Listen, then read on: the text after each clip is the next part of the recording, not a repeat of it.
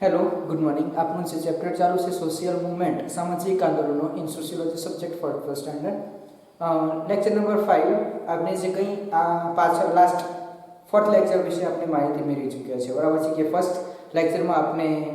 માહિતી મેળવી હતી meaning of social movement after definitions of social movement and thereafter characteristics of social movement બરાબર છે એના લાસ્ટ લેક્ચરમાં આપણે માહિતી મેળવી કે જે વિરોધાત્મક સામાજિક આંદોલનો બરાબર છે પ્રતિરોધાત્મક સામાજિક આંદોલન વિશે માહિતી મેળવી હતી કે જે પ્રતિરોધ કરવો એટલે કે રોકવો અથવા તો વિરોધ કરવો સમાજમાં જે પરિવર્તન આવી રહ્યું છે સમાજમાં જે પરિસ્થિતિ છે એ સમાજમાં આવી રહી જે પરિસ્થિતિ છે અત્યારની અથવા તો જે પરિવર્તન આવ્યું છે એ પરિવર્તનને રોકવા માટે બરાબર છે તો જે પરિસ્થિતિ છે અથવા તો જે પરિવર્તન આવ્યું છે તે યોગ્ય નથી એવું લોકોને વિશ્વાસ હોય છે અને જે આંદોલન કરે છે તેને આપણે પ્રતિરોધાત્મક સામાજિક આંદોલન તરીકે ઓળખી શકીએ છીએ હવે જે આપણે વાત કરવાના છે એ છે વિરોધાત્મક સામાજિક આંદોલન આપણો લાસ્ટ પોઈન્ટ છે કે આપણે જે ફર્સ્ટ સુધારાવાદી સામાજિક આંદોલન વિશે માહિતી મેળવી ત્યારબાદ આપણે ક્રાંતિકારી સામાજિક આંદોલન વિશે માહિતી મેળવી ત્યારબાદ આપણે પ્રતિરોધાત્મક સામાજિક આંદોલન વિશે માહિતી મેળવી અને પછી આપણે માહિતી મેળવવાના છે વિરોધાત્મક સામાજિક આંદોલન વિશે તો લેટ્સ સ્ટાર્ટ આપણે વાત કરીએ વિરોધાત્મક સામાજિક આંદોલન વિરોધાત્મક એટલે કે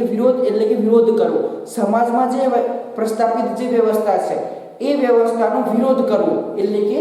વિરોધાત્મક બરાબર છે ને વિરુદ્ધમાં આંદોલન ચલાવવું એટલે કે વિરોધાત્મક સામાજિક આંદોલન સમાજમાં પ્રસ્થાપિત વ્યવસ્થાનો વિરોધ કરવો અથવા તો જે વિરોધાત્મક સમાજ એટલે કે સમાજમાં જે પ્રસ્થાપિત વ્યવસ્થા છે એ પ્રસ્થાપિત વ્યવસ્થાનો વિરોધ કરવો બરાબર છે અને વિરોધ કરીને જે આંદોલન ચલાવવામાં આવે તેને આપણે વિરોધાત્મક સામાજિક આંદોલન તરીકે ઓળખવામાં આવે છે વિરોધાત્મક સામાજિક આંદોલનમાં શું હોય છે તો અસંતોષની અભિવ્યક્તિ હોય છે અસંતોષ એટલે કે કોઈ પણ પ્રકારનું પરિવર્તન આવ્યું હોય સમાજમાં અને એ પરિવર્તનથી લોકો અસંતુષ્ટ હોય બરાબર છે સંતોષ પામેલા હોય અથવા તો એક વ્યવસ્થાને સ્થાને બીજી વ્યવસ્થા તે સ્થાપિત કરવામાં આવી હોય સમાજમાં પરંતુ લોકો ત્યાં અસંતોષ હોય બરાબર છે લોકોને સંતોષ ન થયો હોય એ વ્યવસ્થાથી અને એના સામે જે આંદોલન ચલાવે તેને આપણે કહી શકીએ વિરોધાત્મક સામાજિક આંદોલન એના વિરુદ્ધમાં આંદોલન જે ચલાવે તેને આપણે કહી શકીએ વિરોધાત્મક સામાજિક આંદોલન બીજું કે એવી માંગણીઓ હોય કે એ જે માંગણીઓ છે એની રજૂઆત તો કરી હોય પરંતુ પૂરતી ન થયેલી હોય એટલે કે જે માંગણીઓ છે એ માંગણીઓ પૂરી કરવામાં ન આવી હોય ત્યારે પણ વિરોધાત્મક સામાજિક આંદોલન હાથ ધરવામાં આવે છે આપણે જોતા હોઈએ છીએ કે અનેક પ્રકારની જે આપણી જોબ ગવર્નમેન્ટ જોબ રિલેટિવ જોઈએ તો જે અનેક પ્રકારની ભરતીઓ આવતી હોય છે પરંતુ એ ભરતીઓની જે જગ્યા છે તે પૂરવામાં આવતી નથી બરાબર છે તેની સામે છાત્રો જે કે સ્ટુડન્ટ છે એ વિવિધ પ્રકારના વિરોધાત્મક સામાજિક આંદોલનો કરે છે હડતાળ પાડે છે બરાબર છે એની વિરુદ્ધમાં આંદોલનો કરે છે બરાબર છે કે જે અમારી જે માંગણીઓ છે એ પૂરી કરો બરાબર છે એમ વિરોધાત્મક સામાજિક આંદોલનો તે કરતા હોય છે તેને આપણે વિરોધાત્મક સામાજિક આંદોલન તરીકે ઓળખી શકીએ વિરોધાત્મક સામાજિક આંદોલન જે કંઈ છે એ વિરોધાત્મક સામાજિક આંદોલન ત્રણ બાબતો પર આધારિત રાખે છે ફર્સ્ટ છે અસંતોષ બરાબર છે અસંતોષ અને અન્યાય માટે બરાબર છે કે સમાજમાં કેટલીક ઘટનાઓ એવી હોય છે કે જે ન બનવી જોઈએ અને જો બને તો એ અન્યાયકારી હોય બરાબર છે ત્યારે એની સામે જે આંદોલનો થતા હોય તેને આપણે વિરોધાત્મક સામાજિક આંદોલન કહી શકીએ અથવા તો જે પરિવર્તન આવે જે બદલાવ આવે એ અસંતોષ પેદા કરે લોકોમાં બરાબર છે અને એ અસંતોષ સામે વિરોધાત્મક રીતે જે આંદોલન કરવામાં આવે તેને આપણે વિરોધાત્મક સામાજિક આંદોલન તરીકે ઓળખવામાં આવે છે બીજું કે માંગણીઓ માટે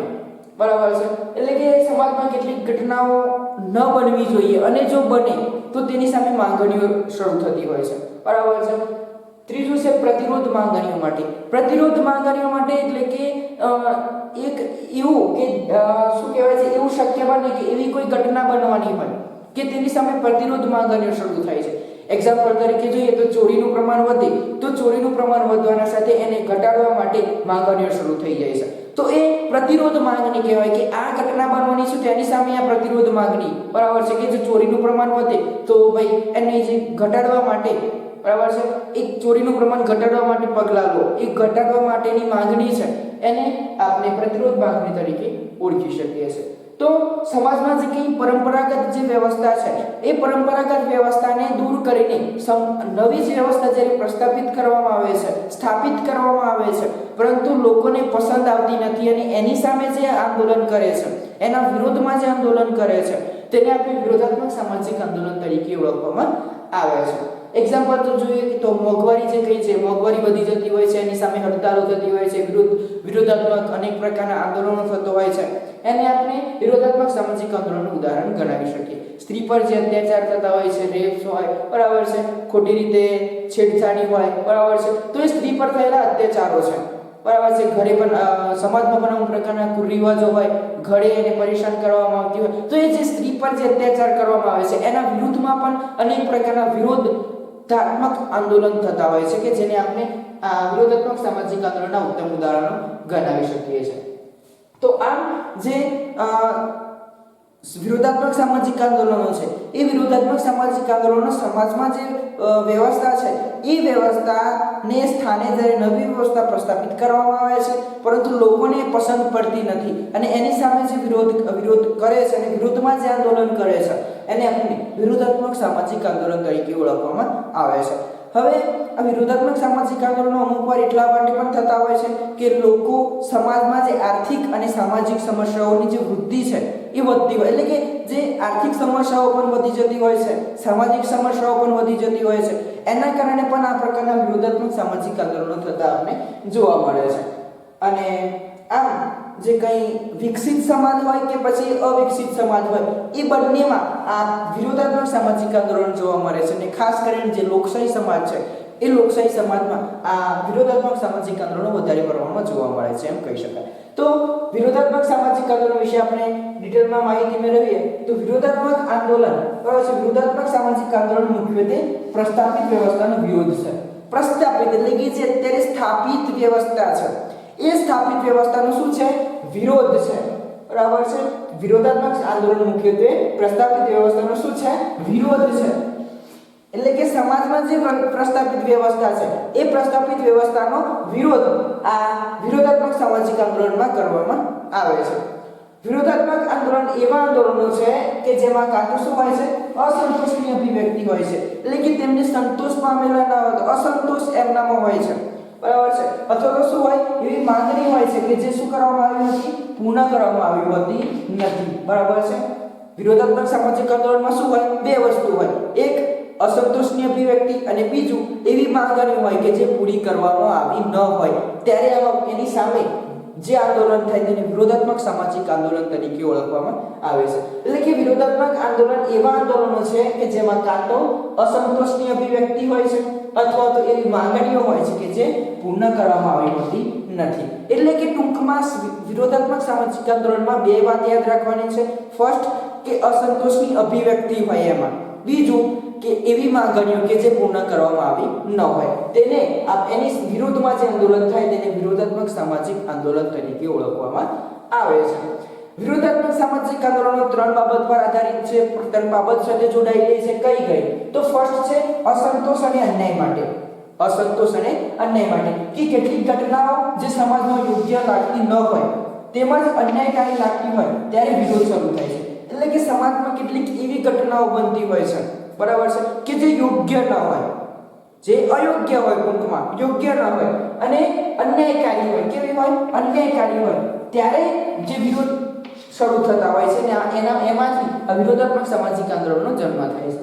બીજું છે માંગણીઓ માટે. તો સમાજમાં કેટલીક ઘટનાઓ ન બનવી જોઈએ અને જો બને તો તેની સામે તેના વિરુદ્ધમાં માંગણી હતી કે આવી ઘટનાઓ ન બનવી જોઈએ એવી માંગણી શરૂ થતી હોય છે. એટલે કે માંગણીઓ માટે તો સમાજમાં કેટલીક ઘટનાઓ બનતી હોય છે, બનવી ન જોઈએ અને જો બને તો તેની સામે આ ઘટના ન બનવી જોઈએ એવું વિરુદ્ધમાં માંગણીઓ શરૂ થતી હોય છે. એટલે કે સેકન્ડ છે માંગણીઓ માટે કે સમાજમાં કેટલીક ઘટનાઓ ન બનવી જોઈએ અથવા તો જો બને ઘટના તો એની સામે વિરુદ્ધમાં માંગણીઓ શરૂ થતી હોય છે. ત્રીજું કે પ્રતિરોધ માંગણીઓ માટે. પ્રતિરોધ માંગણીઓ માટે એટલે કે એવું શક્ય બને છે કે એવી કોઈ ઘટના બનવાની હોય કે જેની સામે નવી માંગણીઓ રજૂ કરવાની હોય, બરાબર છે. એક્ઝામ્પલ તરીકે જોઈએ તો જે ચોરીનું પ્રમાણ વધે તો એ ચોરીનું પ્રમાણ ઘટાડવા માટેની માંગણીઓ આવતી હોય છે. તો આમ ત્રણ બાબતો પર આધારિત છે વિરોધાત્મક સામાજિક આંદોલન. અસંતોષ અને અન્યાય માટે કે કેટલી ઘટનાઓ સમાજમાં યોગ્ય ન લાગતી હોય તો અયોગ્ય ઘટનાઓ બનતી હોય અથવા તો તે કેવી હોય અન્યાયકારી હોય બરાબર છે અને ત્યારે એની વિરુદ્ધમાં શું થતા હોય છે વિરોધ થતો હોય છે અને એમાંથી આ વિરોધાત્મક સામાજિક આંદોલનનો જન્મ થતો હોય છે તો અસંતોષ અને અન્યાય માટે એટલે કે કેટલીક ઘટનાઓ જે સમાજમાં યોગ્ય બનતી ન હોય તેમજ કેવી હોય અન્યાયકારી હોય ત્યારે વિરોધ શરૂ થાય છે અને એમાંથી વિરોધાત્મક સામાજિક આંદોલનનો ઉદ્ભવ થાય છે બીજું છે માંગણીઓ માટે કે સમાજમાં કેટલીક ઘટનાઓ બનવી ન જોઈએ અને જો બને તો આ ઘટના ન બનવી જોઈએ એના માટે એની માટે માંગણીઓ શરૂ થાય છે એટલે કે સમાજમાં કેટલીક ઘટનાઓ ન બનવી જોઈએ અથવા તો જો ઘટનાઓ બની તો તેની વિરુદ્ધમાં માંગણીઓ શરૂ થાય છે ત્રીજું છે પ્રતિરોધ માંગણીઓ માટે કે એવું શક્ય બને છે કે કોઈ એવી ઘટના બનવાની હોય કે જેની સામે નવી માંગણીઓ શરૂ થવાની હોય એક્ઝામ્પલ તરીકે જોઈએ તો ચોરીનું પ્રમાણ વધે તો એની ઘટાડવા માટે માંગણીઓ થતી હોય છે પછી જોઈએ કે સમાજમાં જે પરંપરાગત જે વ્યવસ્થા છે એ પરંપરાગત વ્યવસ્થાને દૂર કરીને જ્યારે નવી વ્યવસ્થા સ્થાપિત કરવામાં આવે છે પરંતુ એ નવી વ્યવસ્થાથી લોકો સંતુષ્ટ હોતા નથી બરાબર છે એમને પસંદ આવતી નથી અને એની વિરુદ્ધમાં જે આંદોલન કરે છે તેને આપણે વિરોધાત્મક સામાજિક આંદોલન તરીકે ઓળખવામાં આવે છે અને આમ જે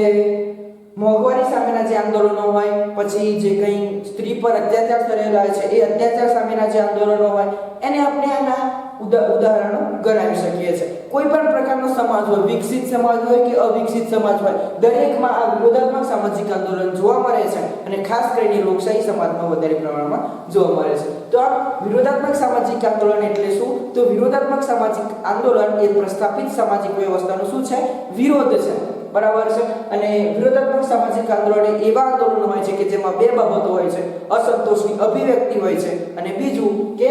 એવી માંગણીઓ જે પૂર્ણ કરવામાં આવી ન હોય વિરોધાત્મક આંદોલન ત્રણ બાબત પર આધારિત રાખે છે અસંતોષ અને અન્યાય માટે એટલે કે કેટલીક ઘટનાઓ જે સમાજમાં યોગ્ય બનતી ન હોય અને તેમજ અન્યાયકારી લાગતી હોય ત્યારે તેની સામે શું થાય છે વિરોધ શરૂ થતા હોય છે બીજું માંગણીઓ માટે કે સમાજમાં કેટલીક ઘટનાઓ બનવી ન જોઈએ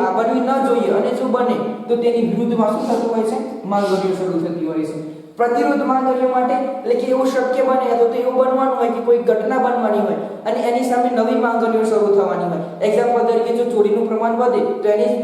એ ચોરીનું પ્રમાણ ઘટાડવા માટે માંગણીઓ થતી હોય છે જેને આપણે પ્રતિરોધ માંગણી તરીકે ઓળખી શકીએ સમાજમાં પરંપરાગત જે વ્યવસ્થા છે એ પરંપરાગત વ્યવસ્થાને દૂર કરીને જ્યારે નવી વ્યવસ્થા પ્રસ્થાપિત કરવામાં આવે છે અને એ નવી વ્યવસ્થા લોકોને પસંદ આવતી નથી અને એની સામે જે વિરોધ કરે છે ને જે આંદોલન કરે છે તેને વિરોધાત્મક સામાજિક આંદોલન તરીકે ઓળખવામાં આવે છે એક્ઝામ્પલ તરીકે જોઈએ તો મોંઘવારી સામેના આંદોલનો હોય સ્ત્રી પર અત્યાચાર સામેના વિરોધાત્મક આંદોલનો હોય એ વગેરે જે આના ઉદાહરણો ગણાવી શકીએ છીએ કોઈ પણ પ્રકારના સમાજમાં જોવા મળે છે વિકસિત સમાજ હોય કે અવિકસિત સમાજ હોય સાથે સાથે લોકશાહી સમાજમાં વધારે પ્રમાણમાં જોવા મળે છે તેમ કહી શકાય તો આ વિરોધાત્મક સામાજિક આંદોલન વિશે માહિતી મેળવી તો અહીંયા આપણે 4 ટોપિક જે હતા આંદોલનના પ્રકાર કે જેમાં reformative social movement revolutionary social movement resistance social movement and last protest social movement વિશે આપણે ડિટેલમાં માહિતી મેળવી so thank you very much